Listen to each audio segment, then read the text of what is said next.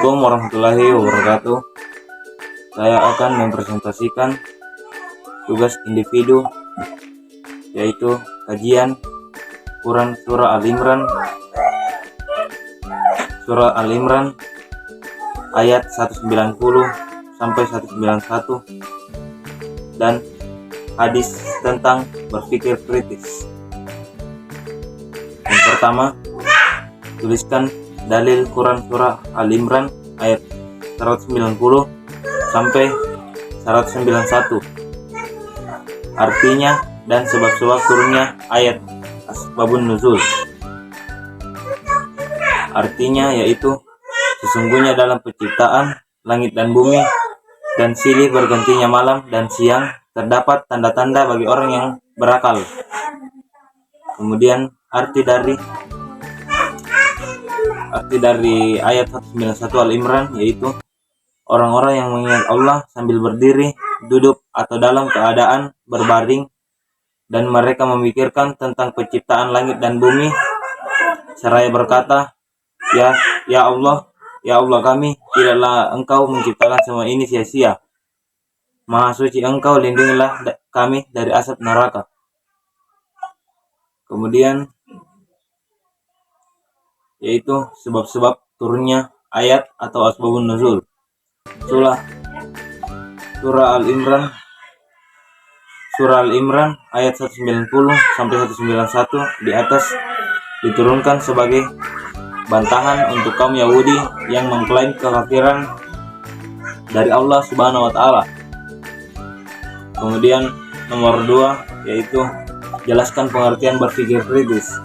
Berpikir kritis merupakan proses berpikir intelektual di mana pemikir dengan sengaja menilai kualitas pemikirannya. Pemikir menggunakan pemikiran yang relatif, independen, dan jernih dan rasional. Kemudian nomor 3 yaitu hadis tentang berpikir kritis. Dari Abi Dzar radhiyallahu anhu, Nabi Muhammad SAW bersabda, "Pikirkanlah mengenai segala sesuatu yang diciptakan Allah, tetapi jangan kalian memikirkan tentang zat Allah, karena kalian akan rusak." Hadis riwayat Abu Syekh. Kemudian nomor 4 yaitu jelaskan isi kandungan Quran Surah Al-Imran ayat 190 sampai 191. Isi kandungannya yaitu, dalam penciptaan langit dan bumi, pergantian malam dan siang, serta semua fenomena alam tersebut terdapat tanda kebesaran Allah bagi orang yang berakal, yakni mereka yang memikirkan akal murni tanpa ditutupi oleh kabut ide. Kemudian nomor 5 yaitu sebutkan perilaku yang mencerminkan kandungan Quran Surah Al-Imran ayat 190, 191 minimal 5. Yang pertama, mentafakuri atau memikirkan ayat dengan cara tadabbur alam. Kemudian nomor 2, selalu zikir mengingat Allah dalam keadaan apapun, duduk, berdiri, berbaring, susah maupun bahagia, selalu berzikirullah.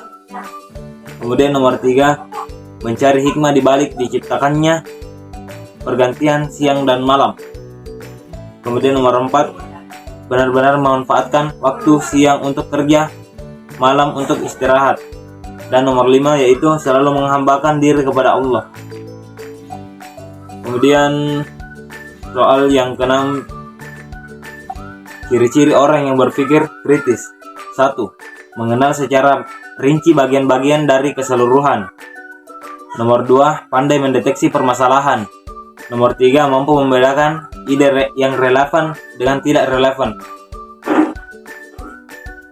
Kemudian nomor 4, mampu membedakan fakta, diksi, atau pendapat. Kemudian nomor 5, mampu mengidentifikasi perbedaan-perbedaan atau kesenjangan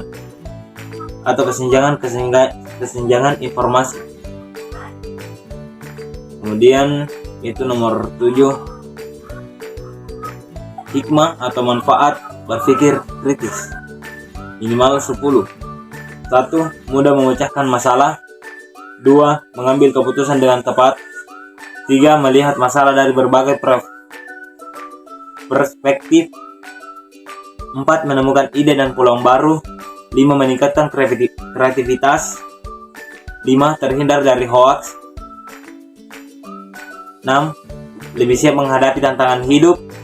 7. Lebih peka dan tidak menganggap remeh suatu hal, kemudian tidak mudah dimanfaatkan orang lain. Dan terakhir, memahami kemampuan diri. Selanjutnya soal terakhir, yaitu berikan contoh kisah tentang orang yang berpikir kritis. Robert Ennis, seorang filsuf Amerika yang dianggap sebagai salah satu tokoh terkemuka pemikiran kritis, menyimpulkan berpikir kritis merupakan penalaran mengenai keyakinan dan tindakan yang masuk akal dan berfokus pada memutuskan apa yang dipercayai atau dilakukan. Sekian dari saya Muhammad Aslan Syawal dari 11 KTP 3. Mohon dimaafkan apabila ada kesalahan kata.